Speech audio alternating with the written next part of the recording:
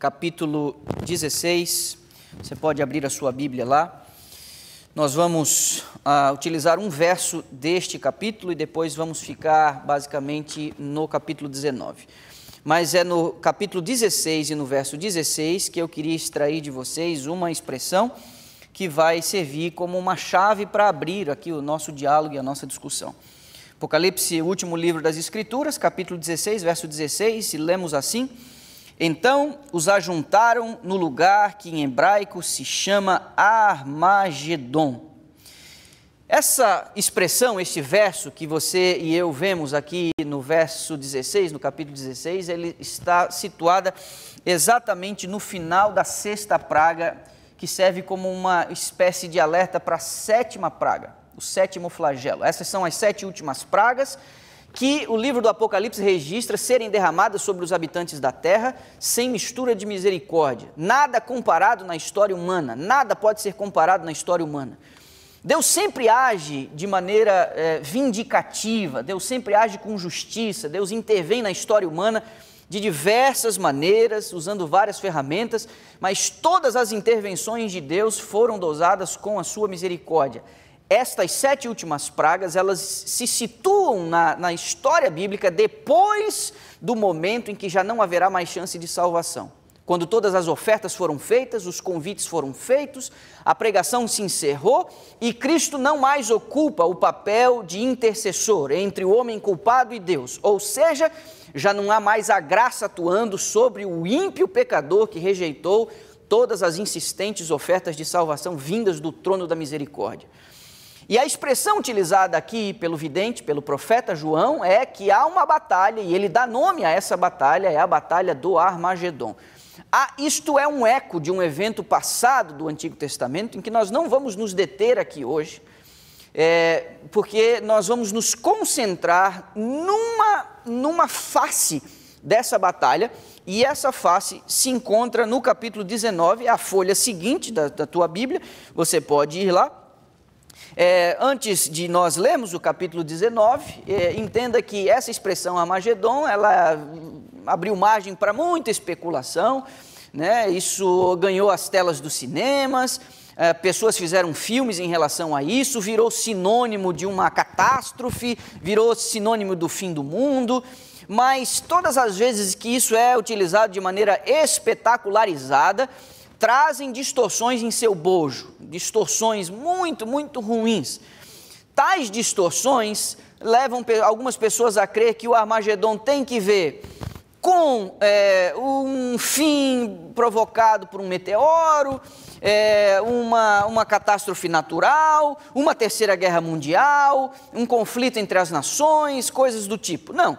Nós vamos ver aqui exatamente o que é essa batalha do Armagedon. É o nome de uma batalha e para mim e para você, nós precisamos compreender, essa é a última batalha, não haverá uma outra depois dessa, é a batalha cósmica que encerra a guerra entre o bem e o mal. É a última batalha que acaba encerrando essa guerra, uma guerra que eu e você, que temos um pouco de conhecimento das Escrituras, é uma guerra que se dá entre o bem e o mal, entre as forças das trevas e as forças da luz. Essa guerra nós queremos ver o fim dela o mais rápido possível. Mas nós estamos aqui ainda nessa confusão danada, mas a promessa é que de fato essa guerra vai ter um fim e ela se dá nesse contexto da batalha do Armagedon. Então, por favor, eu queria que você fosse ao capítulo 19, entenda que na sequência do capítulo 16, do capítulo 17, capítulo 18, a gente vê o julgamento de Babilônia, Babilônia descrita no capítulo 17, o anúncio de sua queda é feito no capítulo 18,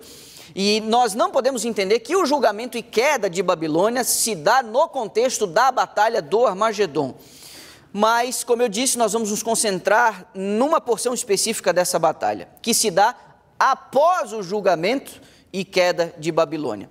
Esse capítulo 19 fala da segunda vinda de Cristo, o maior acontecimento de todos os tempos. Antes de a gente ler, porque a volta de Cristo descrita no capítulo 19, no contexto do Armagedon, é descrita de uma maneira bem interessante. Mas a gente precisa compreender que a Bíblia tem várias formas de descrever a volta de Cristo. Há um momento em que as Escrituras descrevem a volta de Cristo usando uma outra simbologia, como um pastor que vem separar bodes de ovelhas, por exemplo. Em outro momento, a volta de Cristo é descrita como um agricultor que vai separar joio de trigo. A chegada de um rei também é colocada assim, nesses termos, a volta de Jesus. E também até de uma linguagem bem simples, coloquial, para aquela audiência primária, a vinda de um pescador que separa os peixes bons dos peixes ruins. Lógico, são símbolos para descrever o retorno de Jesus a essa terra. Ou você acreditaria que nós estamos falando em termos literais, Jesus vindo com a roupa de um pescador, separando peixe podre de peixe bom? Não, é um jeito para a audiência compreender que haverá uma distinção entre uns e outros. Pois bem, o capítulo 19 também se utiliza de um símbolo para descrever a volta de Jesus. Nós vamos ver a partir do verso 11. Por favor, acompanhe essa leitura comigo. Capítulo 19, a partir do verso 11, nós lemos assim: Vi o céu aberto e eis um cavalo branco. Seu cavaleiro se chama Fiel e Verdadeiro, e julga e peleja com justiça. Os seus olhos, repare, é um cavalo branco, vem um cavaleiro sobre ele. No verso 12, este cavaleiro tem olhos como chama de fogo. Na sua cabeça vemos que há muitos diademas. Tem um nome escrito que ninguém conhece, senão ele mesmo. Está vestido com um manto tinto de sangue, e o seu nome se chama o Verbo de Deus. Verso 14, e seguiam-no os exércitos que há no céu, montando cavalos brancos, com vestiduras de linho finíssimo, branco e puro, diz o verso 14. Sai da sua boca, olha, perceba que interessante, uma espada afiada para ele, com ela ferir as nações. E ele mesmo as regerá com cetro de ferro, e pessoalmente pisa o lagar do vinho do furor da ira do Deus Todo-Poderoso. Verso 16, tem no seu manto e na sua coxa um nome, inscrito Rei dos Reis e Senhor dos Senhores. Então vi um anjo posto em pé no sol, e clamou com grande voz, falando a todas as aves que voam pelo meio do céu: vinde, reuni-vos para a grande ceia de Deus. O que vemos aqui é a descrição da volta de Jesus numa simbologia bem singular.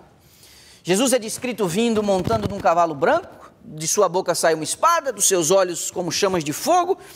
Agora, a gente não pode ser ingênuo a ponto de achar que a volta de Jesus literalmente será como descrita aqui. Estes símbolos que aparecem precisam ser decodificados, eles precisam ser decifrados, para a gente poder entender as realidades históricas por trás destes símbolos. E existem pelo menos 3 formas de a gente compreender o livro do Apocalipse, para a gente decodificar isso. A primeira forma é que a gente precisa ler com cuidado o contexto da própria passagem. A gente tem que ver o que vem antes, a gente tem que ver o que vem depois. E o que eu já dei uma pista agora no começo é que o capítulo 19 é uma sequência daquela batalha iniciada no final da sexta praga. E essa batalha se dá após, ou essa volta de Jesus, que é chamada de Armagedon, ela se dá logo após o julgamento de Babilônia, a queda de Babilônia. A segunda forma de a gente compreender isso é que a gente precisa ter uma leitura cuidadosa do Antigo Testamento.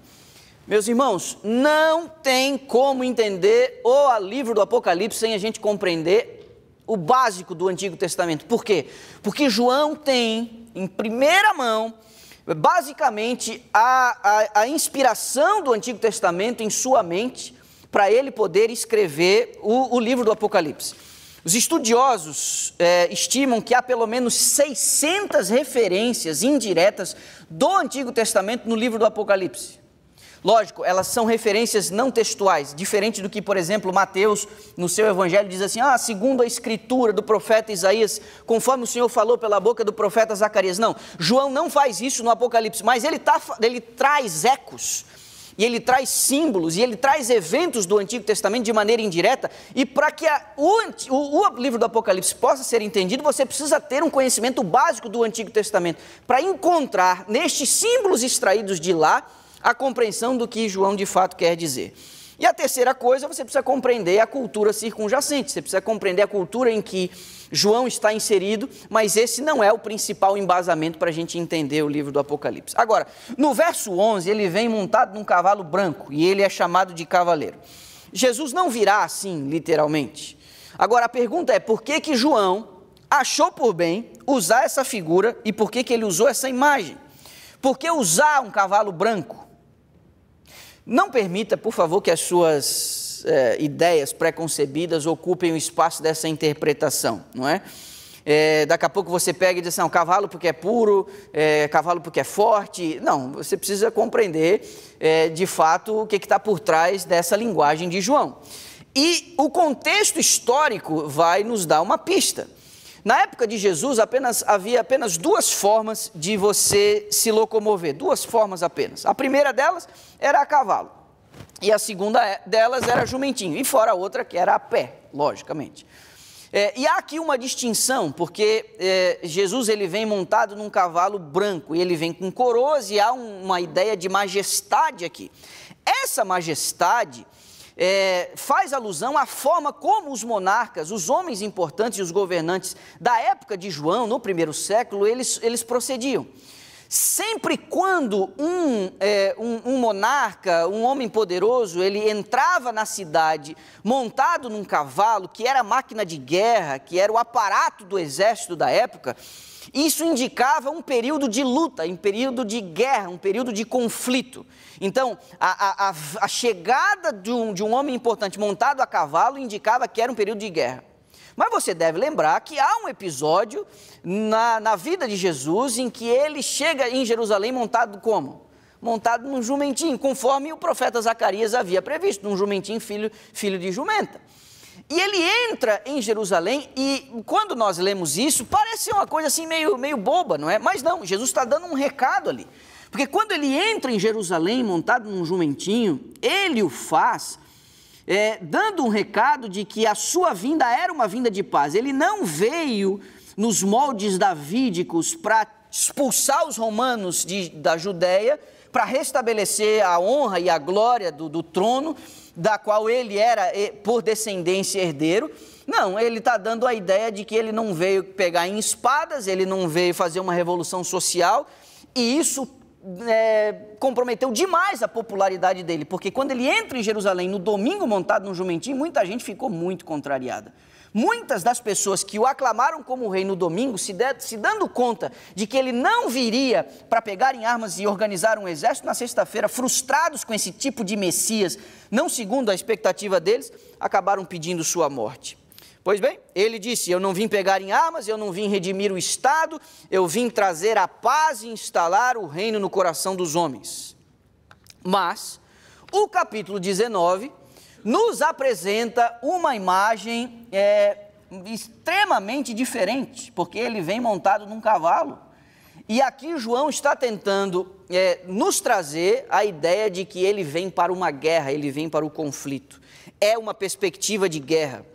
A volta de Cristo tem o seu aspecto salvífico, mas não é isso que João está querendo comunicar no capítulo 19 do livro do Apocalipse. Não é isso de maneira nenhuma. E isso aqui nos ajuda a compreender todo o capítulo, porque esse é um contexto de batalha, esse é um contexto de guerra. E é por isso que João, na sexta praga, ele coloca, eles estão se organizando para uma batalha, e essa batalha se chama Armagedon. Essa é a chave de interpretação do capítulo 19. Ele vem para a batalha, ele vem como uma pedra sobre as nações para aniquilá-las, ele vem para punir e destruir os que rejeitaram a salvação.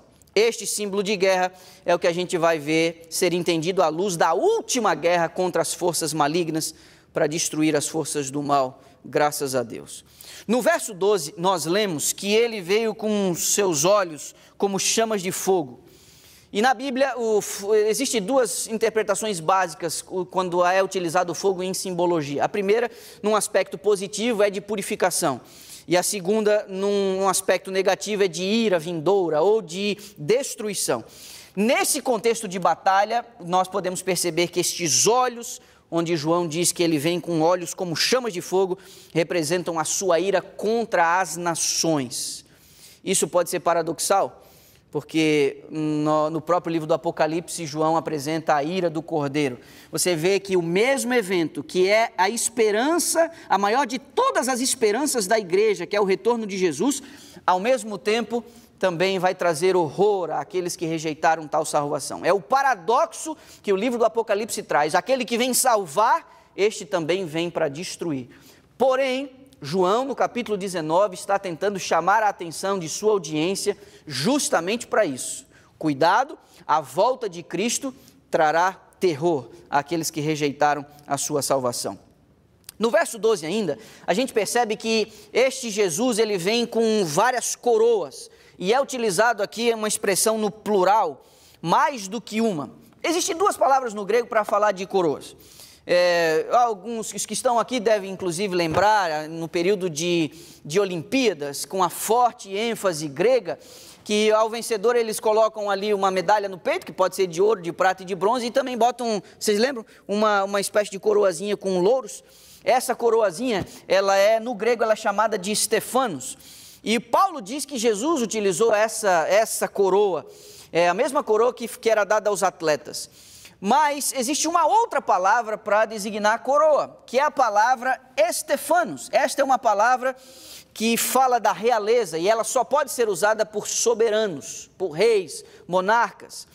Paulo disse que Jesus foi coroado no meio de anjos, uma expressão utilizada, assenta-te à minha direita até que eu ponha os teus inimigos debaixo dos teus pés.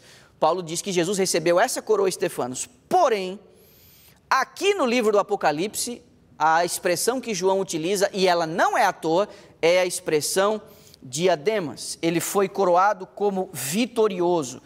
Na primeira vinda, ele usa a coroa Estefanos, porque é um sinal de sua vitória.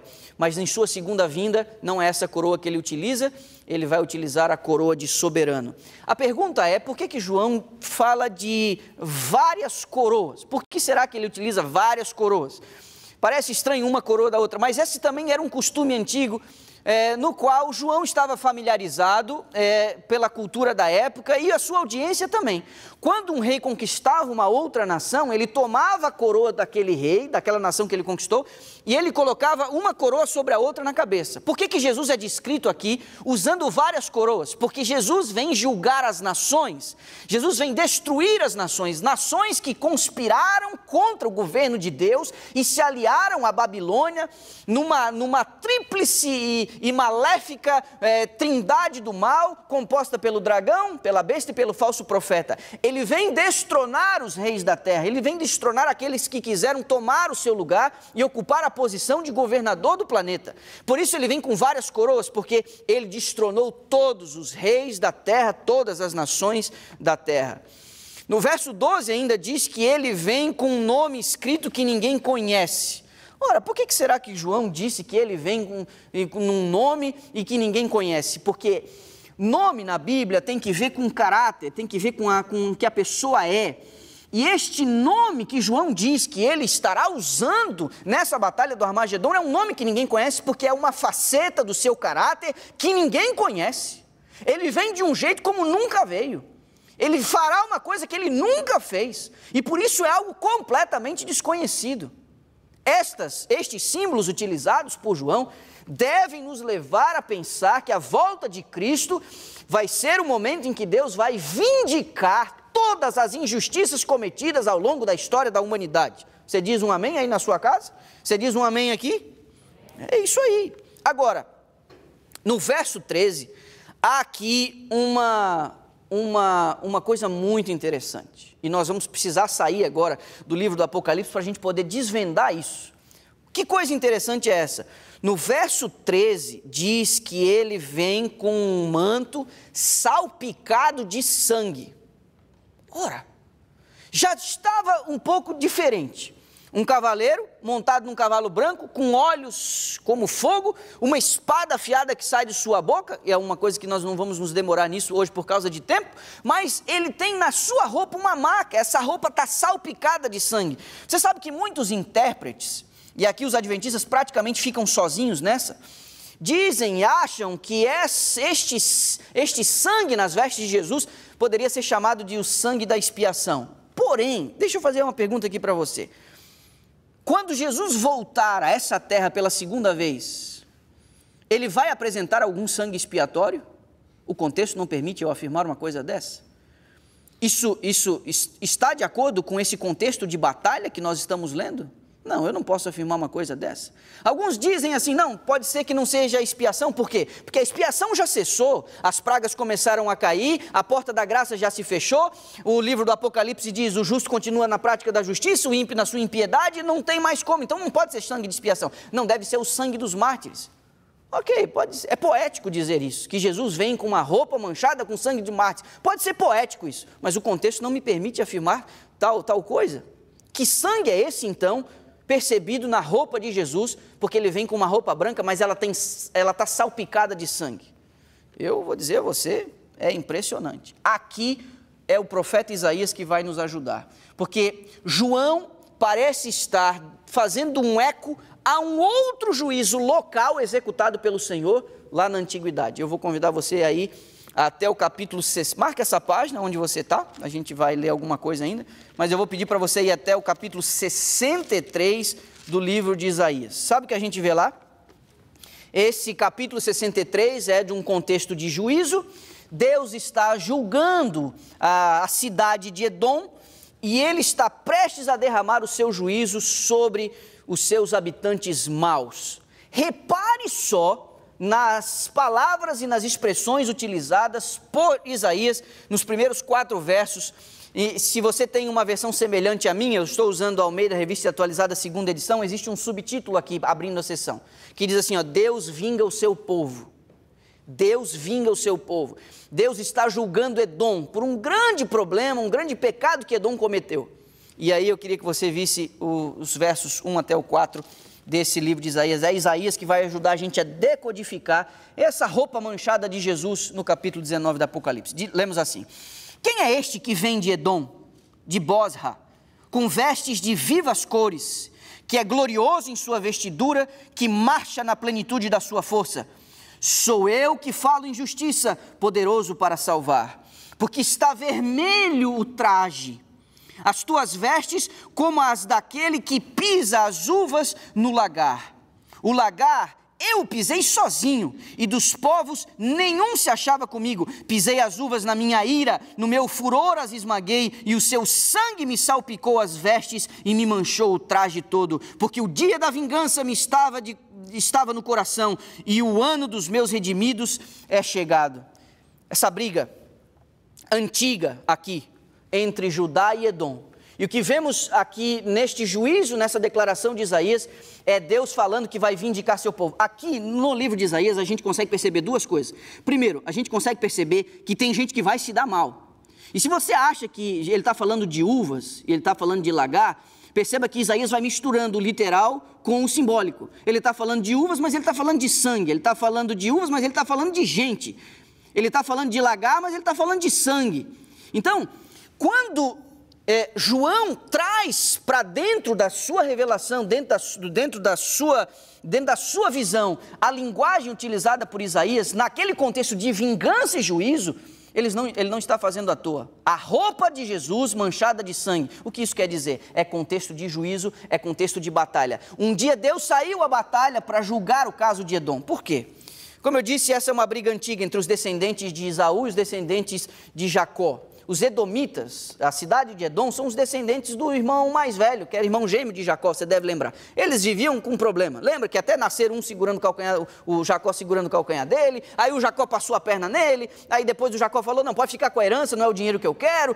Mas, mais tarde, quando o povo sai do Egito, e que eles estão saindo do Egito em direção a Canaã, Moisés faz uma solicitação, deixa eu passar por aqui, é um caminho mais curto. E os edomitas falaram, aqui vocês não vão passar. Isso foi uma afronta.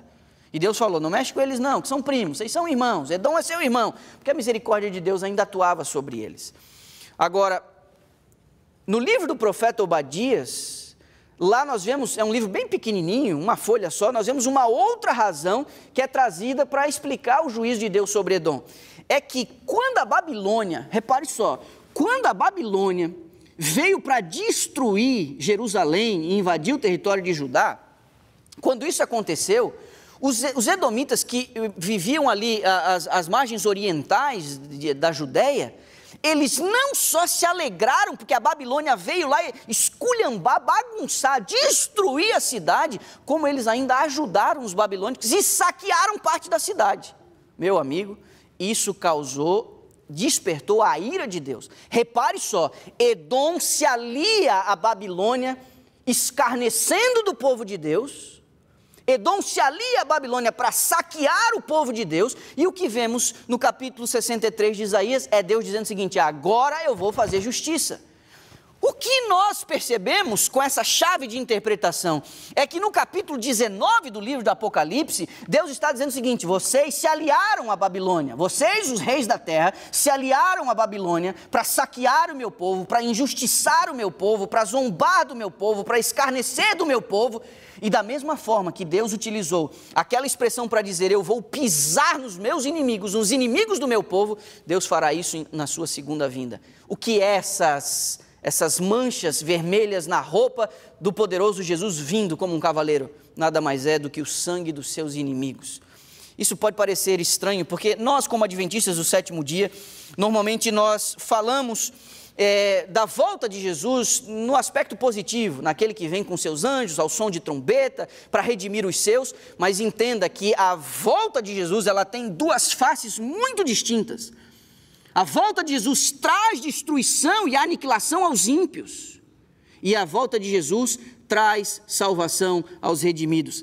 Se você perceber, o verso 4 que eu li do capítulo 63 de Isaías, diz que a vingança estava no coração de Deus, mas o ano dos redimidos havia chegado. Você percebe o aspecto de destruição e de salvação, como a ira do Cordeiro, como aquele que vem na glória do seu Pai e vai fazer com que os redimidos olhem para cima e digam: esse é o nosso Senhor a quem nós aguardávamos. Por outro lado, os ímpios vão dizer aos rochedos: caí sobre a nossa cabeça, escondei-nos daquele que vem. Percebe? A volta de Jesus, a maior de todas as esperanças da igreja cristã, vai ser um evento de terror para aqueles que rejeitaram tal salvação. No verso 14 a gente percebe que os exércitos do Altíssimo seguem. Você vê Jesus sendo seguido por um exército angelical. Ele tem uma espada para ferir, ele tem um cetro de ferro para reger. Você sabe que aqui boa parte dos nossos irmãos evangélicos veem a figura de Jesus com o cetro de ferro regendo, como sendo uma alusão ao fato de Jesus vir estabelecer o seu reino de paz por um período de tempo aqui na terra. Aqueles que creem na doutrina do dispensacionalismo, que veem a história da humanidade fatiada por dispensações, acreditam que lá na frente, na volta de Jesus, quando ele vem governar o planeta, vai haver ainda um momento para as pessoas poderem remendar a sua vida, para poderem ajeitar a sua vida. Mas este cetro de ferro que nós vemos aqui, descrito no verso 14 do livro do Apocalipse, não é um cetro de governo, não é um cetro apenas para reger as nações, para governar as nações, mas para destruir as nações. Dois textos apoiam essa ideia. O primeiro está no Salmo 2, quando ali nós vemos um contexto onde você tem a sedição das nações conspirando contra o reino de Davi, e Deus promete que daria os seus inimigos nas mãos para o destruir. E ali você tem um cetro, a expressão utilizada nos versos 8 e 9 do Salmo 2 é o cetro para despedaçar. Mas como eu disse para você, nós precisamos do Antigo Testamento, mas o livro do Apocalipse também nos ajuda. No capítulo 2 do Apocalipse, aparece um cetro. No verso 26 e 27 lemos assim: ao que vencer e guardar até o fim as minhas obras, eu lhe darei poder sobre as nações, e com vara de ferro as regerá, e serão quebradas como vasos de oleiro, como também recebi de meu Pai. Este cetro não é para governar, mas para destruir. Jesus montado no seu cavalo branco, com coroas, como soberano, como monarca, segurando um cetro de ferro, ele não vem para estabelecer uma ordem de paz, como alguns julgam que o milênio será o período em que a igreja reinará sob o comando do próprio Cristo. Não, nós não temos como apoiar isso, não levando em conta o contexto e a interpretação bíblica. Sendo honestos ao texto bíblico, nós não temos como sacrificar esse contexto, usando este período como um período de segunda chance. No verso 16... nós percebemos que esse mesmo Jesus vem com um manto e há uma inscrição na sua coxa. Alguns de nós já devemos ter visto aí esses filmes antigos dos romanos e essa coisa toda, e a gente deve lembrar que quando esses soldados, os oficiais, os comandantes, os monarcas, eles se assentavam sobre o cavalo, havia uma coisa amarrada na sua cintura que descia pela coxa e pelas laterais, ambas as laterais do cavalo, e ali havia algumas inscrições. Ali haviam as patentes, as inscrições que denotavam a grandeza, a importância desse oficial, desse monarca. Pois bem, Jesus vem com uma inscrição como essa. João está utilizando uma linguagem familiar à sua audiência primária, e nessa coxa está escrito Rei dos Reis e Senhor dos Senhores. Você diz amém? Agora, a minha pergunta para vocês que estão aqui e para você que está em casa, nos prometida uma grande ceia na volta de Jesus. A minha pergunta para você é: você gostaria de estar nessa ceia descrita aqui na segunda parte do capítulo 19 do livro do Apocalipse? Cuidado, porque existem duas ceias descritas no capítulo 19. A primeira está no verso 7, e esta ceia, eu vou dizer para você, essa eu vou querer participar, mas existe uma outra ceia, e esta ceia é uma ceia sinistra, esta é uma ceia horrorosa, esta é uma ceia que eu sinceramente, eu não tenho nenhuma expectativa de participar dela.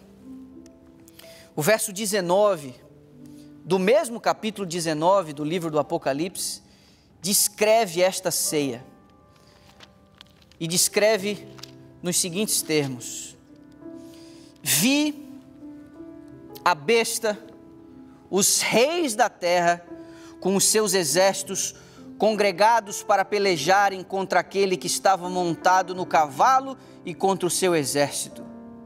Mas a besta foi aprisionada, com ela o falso profeta, que com os sinais feitos diante dela, seduziu aqueles que receberam a marca da besta e eram os adoradores da sua imagem. Os dois foram lançados vivos dentro do lago de fogo que arde com enxofre. Os restantes foram mortos com a espada que saía da boca daquele que estava montado no cavalo, e todas as aves se fartaram das suas carnes. Os versos anteriores dizem que Jesus, ele faz um chamado às aves do céu. Estas aves vão se fartar com a carne dos ímpios, com a carne dos destruídos. Esse é o banquete, do qual eu não quero fazer parte, nem mesmo testemunhar. A volta de Jesus é a maior, como eu disse, a maior de todas as esperanças nutridas pela igreja ao longo dos séculos. Por séculos a igreja esperou, o povo esperou a vinda de um Messias, e quando ele veio, como povo, como organização, não foi reconhecido, mas um remanescente foi poupado. Alguns que compreenderam que esse de fato era o Messias e a natureza do seu reino espiritual, esses o aceitaram. Foi aí que houve a transição da antiga da nova aliança. Pois bem, esta nova aliança traz consigo, traz em seu bojo uma esperança, a esperança do retorno do Senhor Jesus, a esperança de que ele voltaria para concluir sua obra de redenção, que ele havia começado em sua encarnação. Em sua encarnação ele paga o preço do pecado, ele cobre o abismo entre Deus e a humanidade perdida. Mas a redenção não foi concluída no Calvário. Nós ainda estamos aqui nessa bagunça. Nós ainda sofremos os efeitos horrorosos do pecado, as doenças, a saudade, a separação, a morte, os divórcios, as tristezas, as perdas, as traições, as decepções, as desilusões, as dores. Nós ainda estamos aqui. Alguém poderia me dizer, e os meus irmãos evangélicos poderiam até me questionar: claro que a obra da redenção foi concluída. Eu poderia dizer, sim, lá o preço do pecado foi pago, mas a obra ainda não foi concluída, porque ele disse: eu voltarei para ter você comigo para o resto da eternidade. Dentre os muitos símbolos utilizados para descrever o retorno de Jesus, este do capítulo 19, na última batalha entre o bem e o mal, das forças das trevas e as forças da luz, entre justos e ímpios, entre os habitantes dessa terra, os governantes e os poderosos, aliados à Babilônia, que deu de beber do vinho da sua prostituição às nações, aqueles que receberam a marca da besta, aqueles que foram desleais à lei de Deus, aqueles que se voltaram contra o Senhor, aqueles que temeram pela própria vida e escolheram o caminho da facilidade, estes vão receber o Senhor vindo como um guerreiro e vão sentir o peso da sua mão. A sétima praga é a própria volta de Jesus. A sétima praga é a pior de todas, porque pesará sobre eles a justiça de Deus, a sua ira com todo o seu furor. Pois bem, quando Jesus vier, como descrito aqui, não haverá uma segunda chance. A escatologia evangélica afirma que depois do arrebatamento, se eu não for a primeira vez, eu posso ir na segunda. Isso gera nas pessoas uma falsa expectativa. Depois que o Senhor vier a esse mundo, não haverá uma outra chance. Você tem uma segunda chance hoje. Hoje você tem uma segunda chance. Hoje, diz a Escritura, hoje é o dia da salvação. Hoje, se você ouvir a minha voz, hoje. Sua segunda chance é hoje, enquanto você respira, enquanto Cristo intercede por você no santuário celestial. Mas este tempo findará. Você não tem controle sobre a sua vida. Não adie a decisão de se preparar para o encontro com o seu Senhor. Não adie. Você pode estar correndo um grande perigo. A volta de Jesus pode estar para você na próxima esquina, na próxima segunda-feira, na próxima ida ao médico.